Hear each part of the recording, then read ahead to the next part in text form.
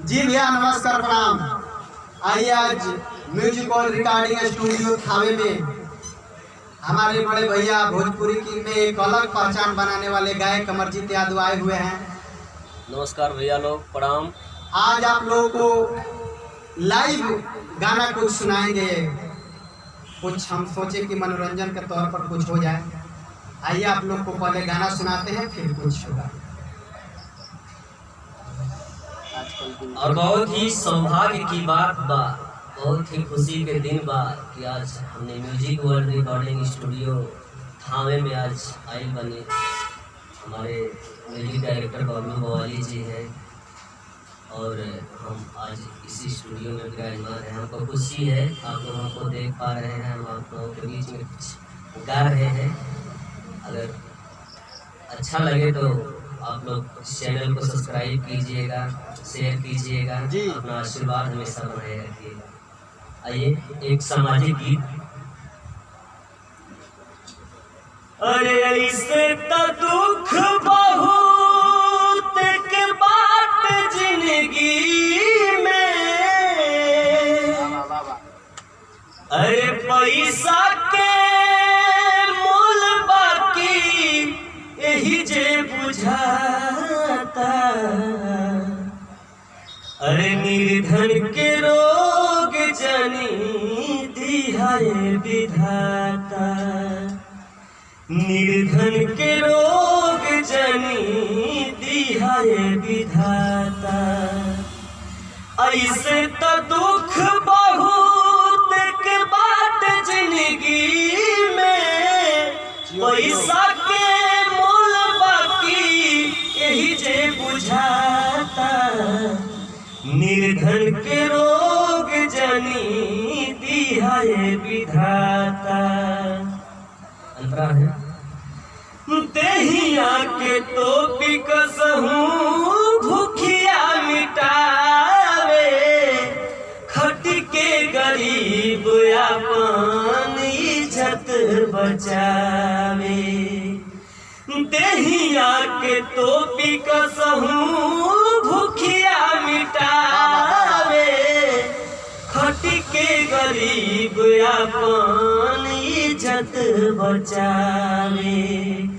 ओके जदि होई जाले कवनो बीमारी, शेर क्या बात है। ओके जदि होई जाले अरे कवनो बीमारी, अरे बिना रे इलाज में ओन छिछियाता,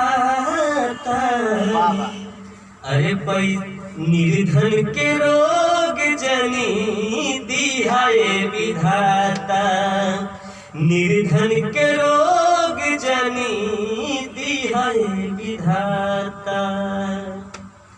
कैसन लागल भैया लोग एक बार जरूर बताइए। अब बबलू भाई से हमारी बात करी। आइए आप लोग एक सामाजिक गाना सुन लिए और एक सिर्फ मुखड़ा एक निर्गुण का सुनवा देते हैं। वीडियो बहुत कम देर के बना रहे हैं, इसलिए सिर्फ आप लोग अब इसके बाद कमेंट कीजिएगा। उस टाइप का गाना हम लोग सुनाएंगे। पहले आज सिर्फ एक निर्गुण का मुखड़ा सुनवा देते हैं, आप लोग कमेंट कीजिएगा। उस टाइप का गाना आप लोग को हम लोग डेली सुनाएंगे। क्या भैया? जी जी बिल्कुल। आइए एक छोटा सा निर्गुण, बबलू भाई का फेवरेट निर्गुण है एक प्रकार से। जी जी आइए। कि माटी के बनल शरीरिया, वाह वाह वाह वाह, अरे माटी के बनल शरीरिया, माटी में मिल जाइए भाई हो, केहू कुछ लेके नहीं जाई, केहू कुछ लेके नहीं जाइए भाई हो, केहू कुछ लेके नहीं जाई।